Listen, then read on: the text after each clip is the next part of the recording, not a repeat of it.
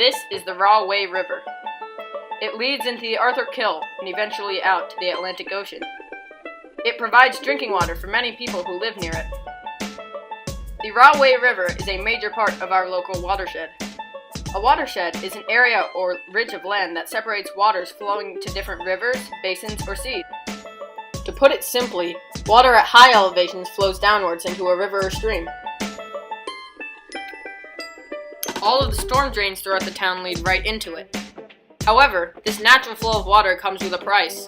The water carries things along with it, such as trash, gasoline, sediment, and other things as well.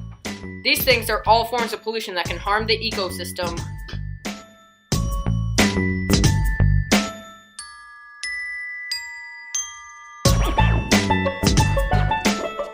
To be more precise, these are forms of point source pollution and non-point source pollution.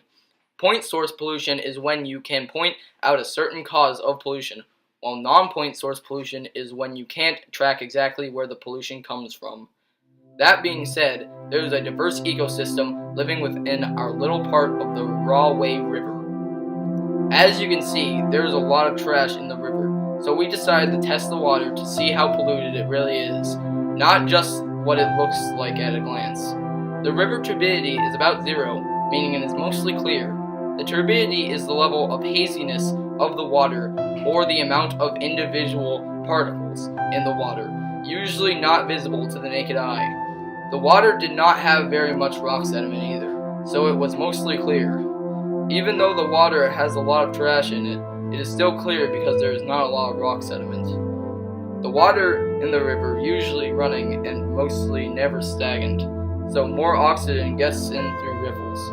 A riffle is a shallow rocky part of the river, where lots of bubbles form.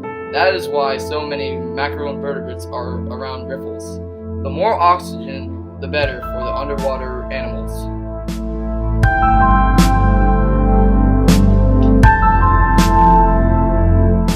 We tested the oxygen level in the water and it was between 1 and 2 ppm, or parts per million, so it is good for wildlife. The temperature of the water was usually 22 degrees Celsius or 72 degrees Fahrenheit, so a pretty normal temperature. The testing went well, and from this we saw the water was not very polluted. The water is home to many macroinvertebrates. We can tell the cleanliness of the water based on the species of macroinvertebrates in the water. Different species have different tolerances of pollution. This stonefly is very intolerant of pollution and is almost never found in polluted streams or rivers. Through this process of finding out what lives in the water, we can tell the level of pollution. This macro is an aquatic worm. There are many of these macros living in the river. These are salamanders. They are not invertebrates but are actually amphibians. They share the waters of the Rahway River. Another organism that needs to stay wet is the leech. It is an invertebrate that sucks the blood of other creatures in order to survive.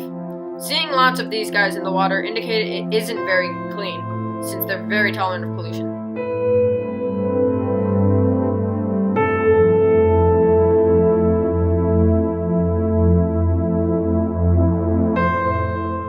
The Rahway River is a very important part of our watershed in our town.